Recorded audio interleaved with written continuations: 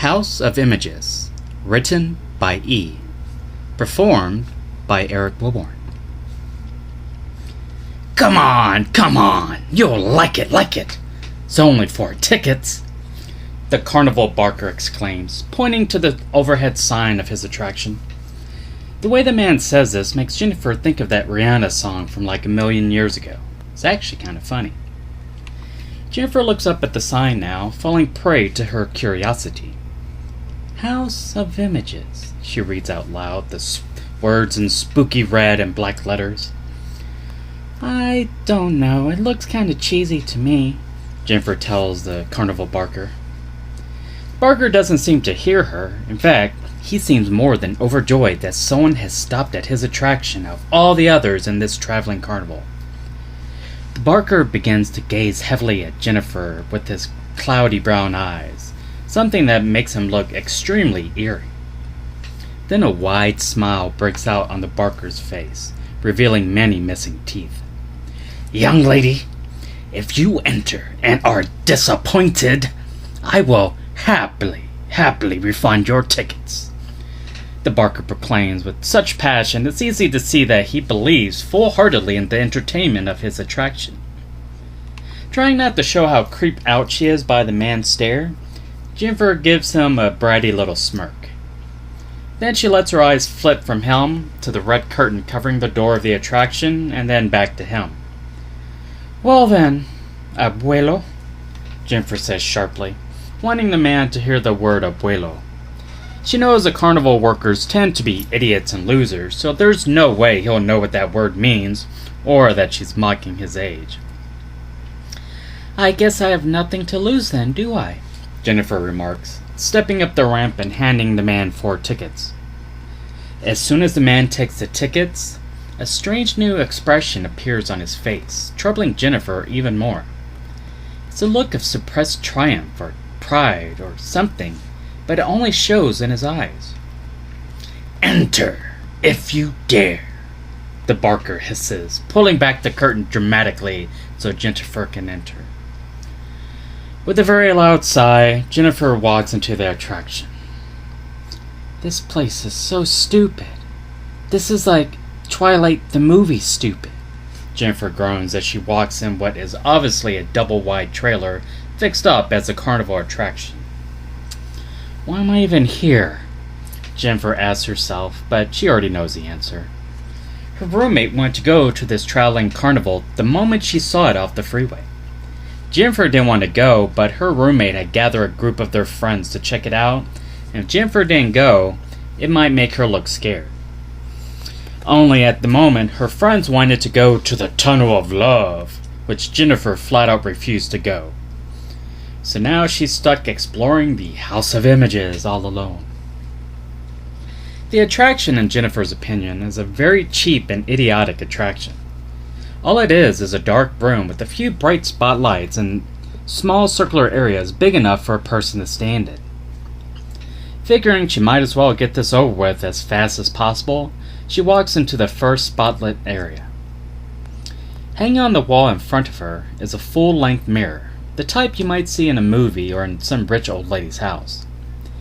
The mirror is so large it shows Jennifer's entire body and then some. Myself is written one time at the top of the mirror as if broadcasting the name of the station. Unsure of what the point the station is making, Jennifer takes a moment to check herself, making sure everything is in its proper place. Unimpressed, Jennifer turns from the mirror and walks down the trailer towards the next spotlight. An odd feeling of unease creeps over Jennifer, but not from the attraction, but from the silence. The outside carnival is busy as can be with tons of noise and annoying kids shrieking and screaming, yet now and here everything is quiet. There's no noise at all, just the beat of her own heart. She reaches the spotlight and looks to see what's hanging on the wall in lieu of a mirror.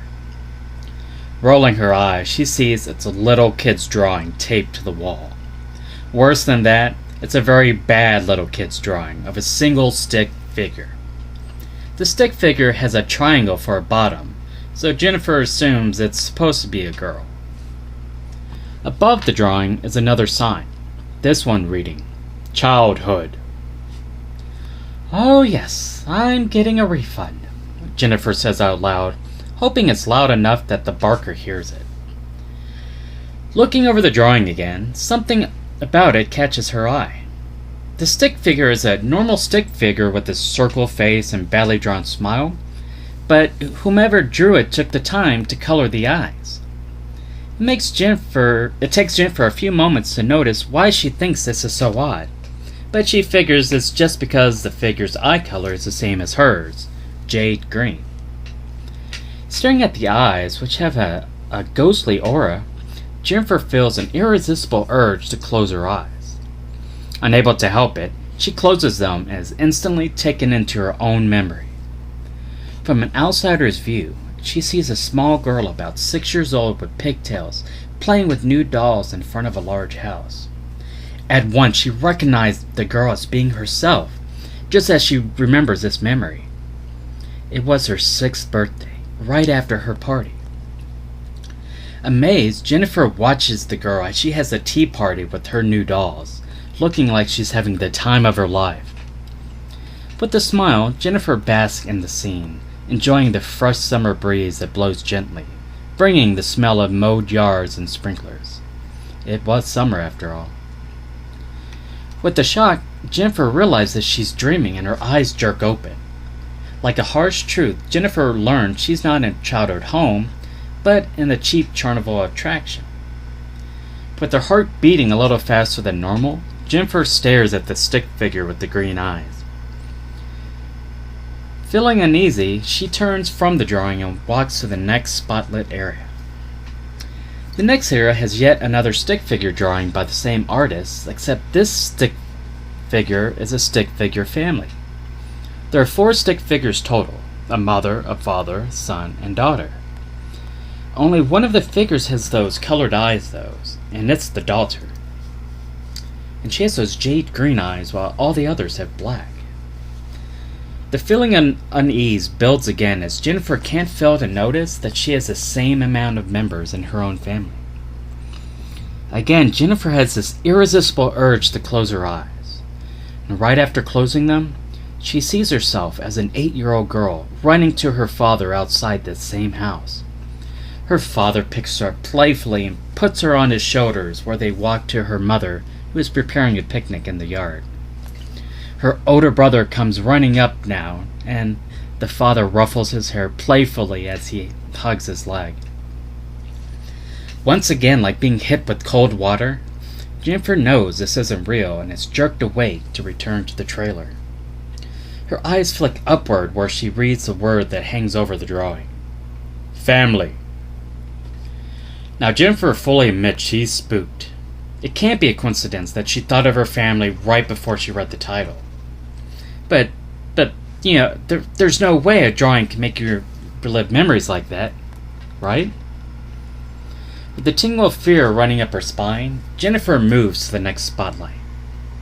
Immediately, she reads the title before she takes a look at the drawing. True Love. Her curiosity unrolls her unease as she eagerly looks at the drawing. There are 2 stick figures on this one, a man and the girl with the green eyes. The crude little drawing has the 2 stick figures holding hands and both have big smiles. This time, Jennifer is enthusiastic to close her eyes. Once they close, she's back in front of the house, but this time, there's a very tall, muscular man that she doesn't know. He lays on the grass with her, his arms around her in a very loving manner as they stare up at the sky. They both have big smile on their faces and laugh so easy as they lie there and talk. Upon viewing this, Jennifer feels love like she's never has before, and it pours into her like water in a fountain.